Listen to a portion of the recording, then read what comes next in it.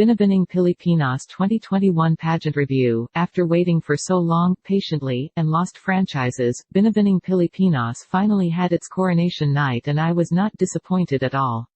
It was beyond my expectation. Though the energy from the cheering fans and supporters was missing, the coronation night brought back some memories from the first time I watched it live.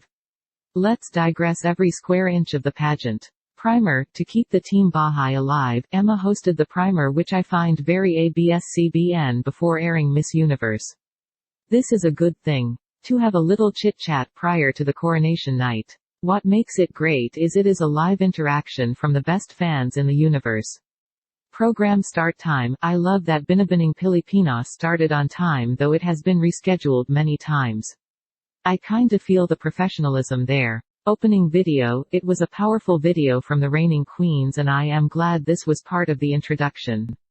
Opening dress. I love the choice of the color and the cut of the opening dress.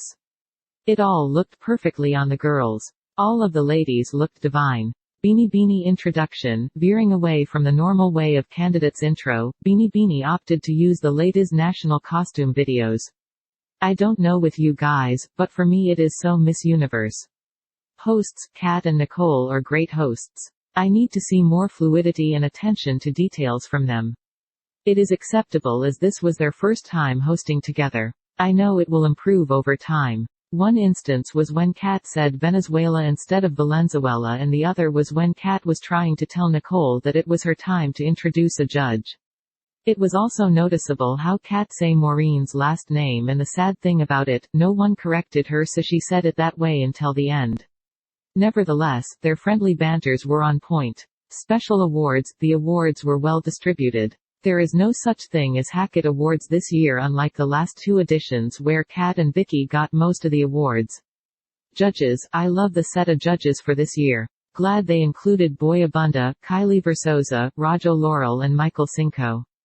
These industries work together to prepare our delegates. Top 13. For me, I would have opted to get top 15 instead of top 13, nevertheless, it was a solid top 13. I was surprised, in a nice way, that Cindy was that strong. Some of the girls who made it were expected to make it. Stage design. The stage looked small but it was overwhelmed with LED works. Swimsuit round. I love the design and the overall look of the swimsuit. Probably the inspiration is the lava gown of Catriona. I love the three designs. It looked good on each girl. For me, Meiji had this round. Her walk was just confident and she stood out among the rest. Evening gown. All gowns of the top 13 are beautiful. I love the fact that before the ladies hit the runway, there was a brief introduction of the inspiration of the gown. Gabriella really shined during the evening gown. She was effortlessly beautiful. I love the way she carried herself during this round. Fillers. Kudos to BPCI for checking in the condition of Bea Rose. Bea was beautiful as ever during the Zoom interview. Though there was a technical problem on her side, glad she shared her wisdom. Virtual audience. I love it. I wish they could have interviewed more audience to fill in the gaps. But it was great to have this added. Samantha Bernardo. Glad they've given her a spotlight on her own. She brought back our pageant spirits. Tribute. They were many tributes happened on this edition. The tributes to the past winners of the remaining crowns, the tributes to our Miss International winners and the tribute to the girls who were originally part of the roster of candidates. It was very timely to have these tributes. Question and answer round. The questions asked to the ladies were difficult and some of the ladies gave safe answers. This round set aside the winners. The most commendable for me was Cindy. She came out of nowhere. She delivered when it mattered. This definitely was the reason why she ended up with a well-deserved crown.